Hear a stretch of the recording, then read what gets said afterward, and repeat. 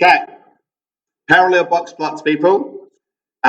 You would remember that Q1 is this number.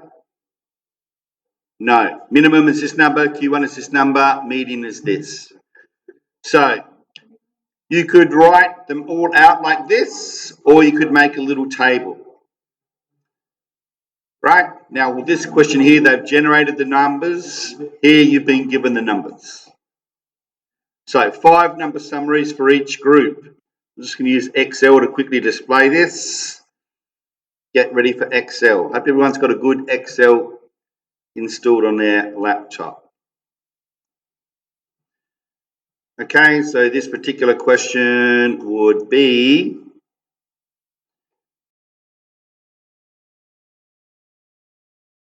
we can just arrange things slightly. Yes, thank you, Excel. Okay, so the min for the first set is 3. And the min for the second set, let's label them year, what's on top, year 10s or year 12s? Year 10s. And year 12s. So the min for the first set is 3, the min for the second set is 7. Okay, let's goodbye column B. I don't know what happened to column B. So what's next, Q1? Isn't it 3? Is it 4? Oh, hard crowd. And this is 8, is it? Oh, okay. Okay, next numbers is 7 for Q1 for the year 10s and what, 10 for the year 12s? Okay, what does it look like the year 10s, year 12s are better than year 10s? What are you people doing? You people get behind. What's this, median? 9. Whereas this one is 12. Cool. Q3. You'll see why I put it in some sort of table like this in a minute. For this one, that's 11. And for this one, that's what, 16. And we have our final values. Max. Year 10s, the maximum number is 15. And for the year 12s, the maximum number is 17. Okay, and that's all ready. I guess the question's going to ask us a few things. You know, the range and the IQR. I'm going to extend this question a fair bit. So, range. Now, is everybody happy the range for the first one is 11? But let's watch this very carefully. Don't get your name called out on video. Very carefully.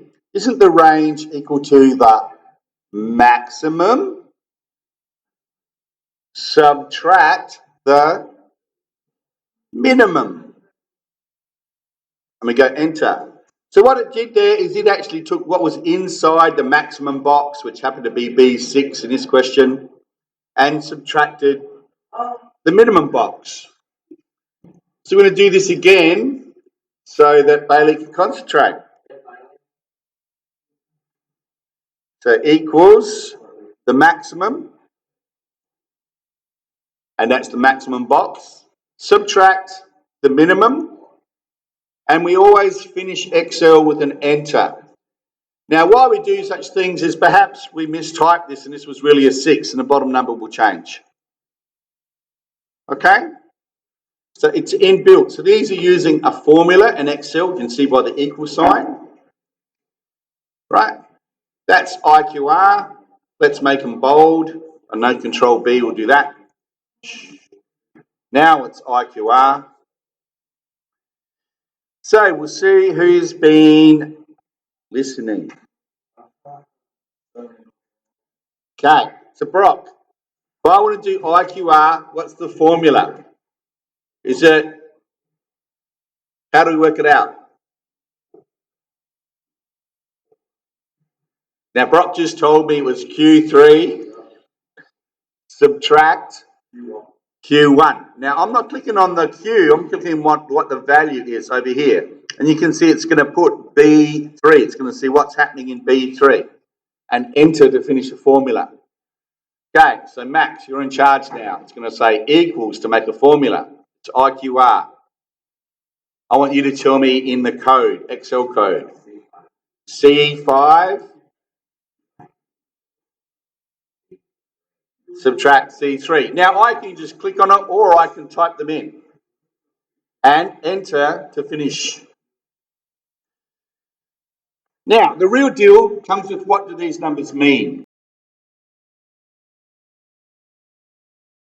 These numbers mean that the year 10s are more spread out overall because their range is bigger, but the year 12s, their IQR is bigger. So the middle 50% of the year 12s is more spread out.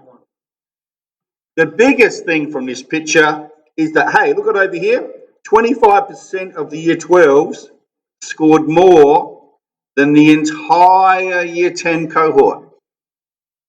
Okay, did more homework than the entire year 10 cohort. Right, that's your first little intro. Use an Excel formula. We'll somehow try to stop this and save it and see what happens. Okay, stop.